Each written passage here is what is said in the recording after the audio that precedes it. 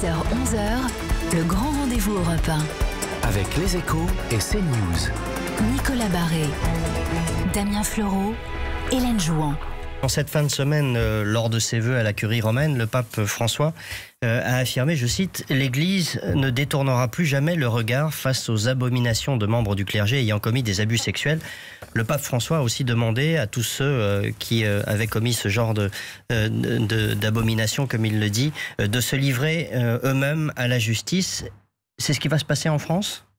Bon, c'est déjà le cas depuis pas mal d'années. Nous avons mis en place sur l'ensemble de la commission des évêques de France un certain nombre de structures, un protocole aussi, quand il y a un signalement, etc., comment nous devons faire. Et puis sur le diocèse de Paris, ça fait 3 ans ou 4 ans qu'il y a des choses extrêmement précises avec des juristes et que nous travaillons la main dans la main, surtout avec la justice. Vous voyez, moi je crois beaucoup à la justice française. Alors justement, quel est ce protocole? Est-ce que quand vous quand on nous fait un signalement, on reçoit la personne immédiatement déjà avec des témoins, de façon à ce que il peut y avoir d'autres personnes qui témoignent de ce qui s'est passé, de ce qu'ils ont entendu, de façon que ce ne soit pas simplement quelqu'un qui soit gardien de ce qu'on lui a proposé. Ensuite, on fait un rapport et on voit si ça relève du pénal ou pas du pénal, parce qu'il peut y avoir toutes sortes de choses. Vous savez, il y a la pédophilie. Bon, pour être clair, à Paris aujourd'hui, il y a 18 cas, 18 dossiers sur presque 600 prêtres. 18 dossiers, sur ces 18 dossiers, 8 concernent des mineurs. Donc les autres, ce ne sont pas des mineurs, soit des comportements inadéquats, etc.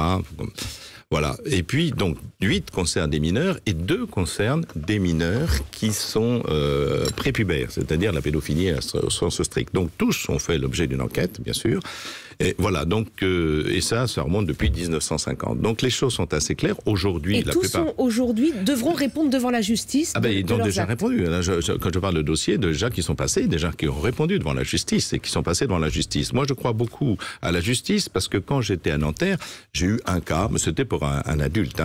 Donc, j'ai vu comment la police menait effectivement cette enquête avec beaucoup de sérieux, vraiment du professionnalisme. Nous ne sommes pas des professionnels. Est-ce que vous êtes formé justement ou est-ce que vous êtes capable d'accompagner On est capable d'accompagner dans l'écoute. L'écoute, c'est un petit peu notre domaine. Mais le problème, c'est que cette écoute s'accompagne toujours de miséricorde. Nous croyons que tout homme peut se racheter. Et c'est là-dessus peut-être que nous avons commis une erreur. C'est parce que nous croyons toujours que tout homme peut se racheter, effectivement, devant Dieu. Mais il faut quand même protéger les personnes.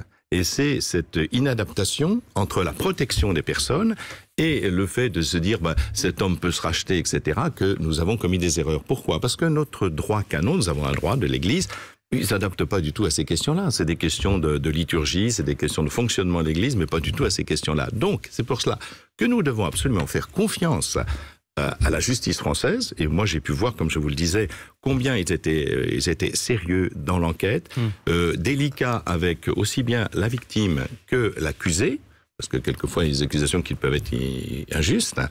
Et puis moi-même j'ai été interrogé comme témoin, donc j'ai vu le professionnalisme de ces personnes-là, et je crois qu'on peut vraiment faire confiance à la justice française. Donc il faut qu'on travaille vraiment main dans la main avec la justice. Mais donc, pour bien comprendre la procédure, quand vous avez connaissance de cas de ce type, vous saisissez vous-même? Eh bien, on fait un signalement et c'est donc à la justice française de considérer quelle est l'atteinte pénale. Ça rentre dans les crimes, ça rentre dans les postures inadéquates, etc. Donc on voit bien que c'est vraiment, il me semble, c'est pas à nous de juger cela. Nous. 10h-11h, le grand rendez-vous Europe 1. Avec les Échos et CNews. Nicolas Barré, Damien Fleureau, Hélène Jouan.